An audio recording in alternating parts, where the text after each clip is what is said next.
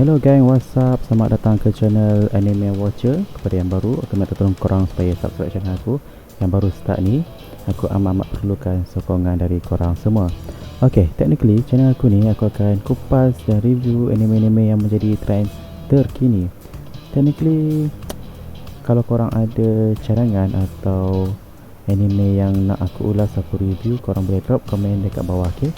Alright, let's proceed with the content. Shanks merupakan salah seorang Yonko atau Emperor of the Sea dalam dunia One Piece. Sehingga ke hari ni, tak ada siapa pun tahu siapa nama penuh Shanks ni. Siapa mak bapak dia? Apa jadi lepas dia tinggalkan kapal Roger dan macam-macam lagi. So, dalam video kali ni, aku akan ulas mengenai siapa itu Shanks. Dalam video ni, mungkin ada banyak perkara yang korang tak setuju, tapi ini sekadar pandangan aku lah. Kalau korang ada pandangan lain, korang boleh drop komen dekat bawah, ok? Shanks atau Akagami no Shanks merupakan salah satu bekas kru dari kapal Goldie Roger. Kita tak tahu dari mana dan macam mana Shanks ni boleh join tim Roger. Apa yang kita nampak, Shanks ni tup-tup dah ada atas kapal Roger tu. Ada macam-macam teori macam mana Shanks ni boleh berada atas kapal Roger. Tapi yang paling menarik minat aku, ada satu teori yang mengatakan Shanks ni dapat jadi kru Roger kerana future side Roger. Sebagaimana yang kita tahu, Roger dah kuasai ke semua jenis haki ke level yang paling tinggi sehingga dia boleh melihat ke masa depan. Jadi, dia boleh nampak apa peranan Shanks ni yang sangat besar pada masa hadapan.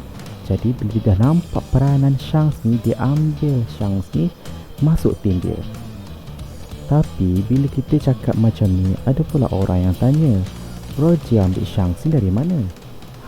Dalam banyak-banyak teori yang bertebaran kat luar sana tu, aku ada satu teori yang mana dia menarik minat aku, iaitu teori yang mengatakan Shanks ni berasal dari Celestial Dragon. Mesti korang tak setuju kan dengan teori ni. Tapi berdasarkan teori-teori dan fakta yang aku baca, memang tak mustahil Shanks berketurunan Celestial Dragon. Kalau korang berminat untuk aku ulas point ni, korang boleh drop komen kat bawah, ok? Ok, next. Lepas je kru Roger dibubarkan, kita tahu Shanks bawa haluan sendiri. Dia tubuhkan pasukan dia sendiri. Tapi kita tak tahu macam mana ditubuhkan kru dia. Macam mana dia jumpa dengan band-band dan lain-lain. Teori mengenai bagaimana Shanks tubuhkan pasukan dia ni memang banyak dibincangkan, dan aku tak berminatlah nak bincang perkara tu dalam video kali ni sebab banyak sangat. Nanti kalau ada masa aku akan ulas. Lepas dia berjaya tubuhkan kru dia tu, barulah time alur cerita One Piece ni bermula. Dia dekat situlah dia jumpa Luffy dekat kampung Luffy.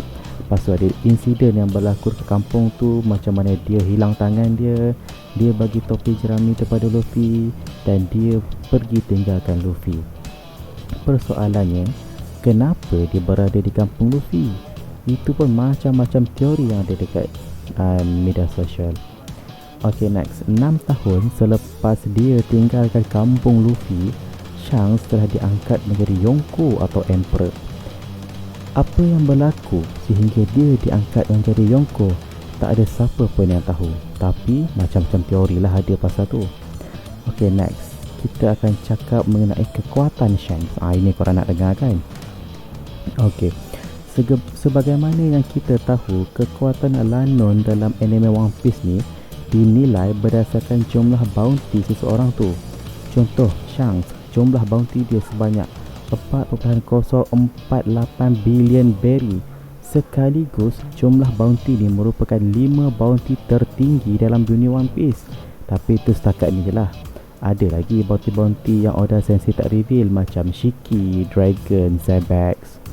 Tapi untuk pengetahuan korang, nilai bounty yang government bagi ni bukan dinilai pada tahap kekuatan seseorang tu semata-mata.